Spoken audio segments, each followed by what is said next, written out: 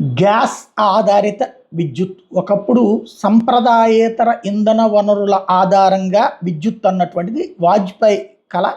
దాన్ని చేస్తే అప్పుడు ముందు కంపెనీలు నష్టాల పాలు కాకుండా ఉండాలంటే ఒక సెక్యూరిటీ ఇవ్వాలి, ఆ కావాల్సినటువంటి మెటీరియల్ మనం ఇద్దాము, అప్పటిదాకా కూడా ఆ కంపెనీ రన్నింగ్లో ఉండాలి కదా, దానికి రాష్ట్ర ప్రభుత్వాలు బాధ్యత తీసుకోవాలని దాన్ని అడ్డం పెట్టుకుని రాష్ట్ర ప్రభుత్వాల్లో ఉన్నటువంటి వాళ్ళు తమ తమ అనుయాయులతో ఫ్యాక్టరీలు పెట్టించేసి నిలువునా దోచేసుకున్నారు. దానికి సాక్ష్యం ల్యాంకో పవర్ ప్లాంట్ నుంచి ఉమ్మారెడ్డి పవర్ ప్లాంట్ దాకా.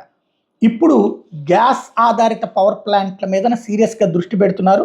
ఎందుకంటే మోడీ ఇప్పుడు అంతర్జాతీయ లెక్కలు చూస్తున్నటువంటి నేపథ్యంలో అసలు దేశవ్యాప్తంగా 31 గ్యాస్ ఆధారిత పవర్ ప్లాంట్లు ఉంటే అందులో 42% ఆంధ్రప్రదేశ్లోనే ఉన్నాయి. మొత్తం 17 ప్లాంట్లు ఉన్నాయి. కొన్నింట్లో మాత్రమే అరకొరగా ఉత్పత్తి జరుగుతుంది. వీటిలో విద్యేశ్వరం ప్లాంట్ మాత్రమే ప్రభుత్వ వాటాతో నడుస్తుంటే మిగిలినవన్నీ ప్రైవేట్ సంస్థలే.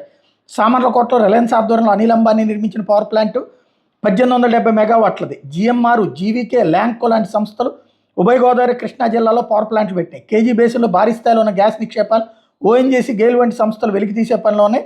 దీంతో గ్యాస్ ఆధారిత పవర్ ప్లాంట్లన్నీ ఈ ప్రాంతంలో వెలిచినాయి. వీటి ద్వారా ఈ ప్లాంట్లకు భారీగా గ్యాస్ సరఫరా అవుతుందని భావించారు, కానీ అలా జరగలేదు. ప్రైవేట్ పవర్ ప్లాంట్లో తూర్పుగోదావరి జిల్లా వేమగిరి దగ్గర ఉన్నటువంటి జిఎంఆర్, జేగురుపాడు దగ్గర ఉన్న జీవీకే ప్లాంట్, కొండపల్లిలోని ల్యాంకో ప్లాంట్ వంటి ఉత్పత్తి ప్రారంభించాయి. అయితే ఒక్క ప్లాంట్ కూడా పూర్తి సామర్థ్యం మేరకు పనిచేయలేదు.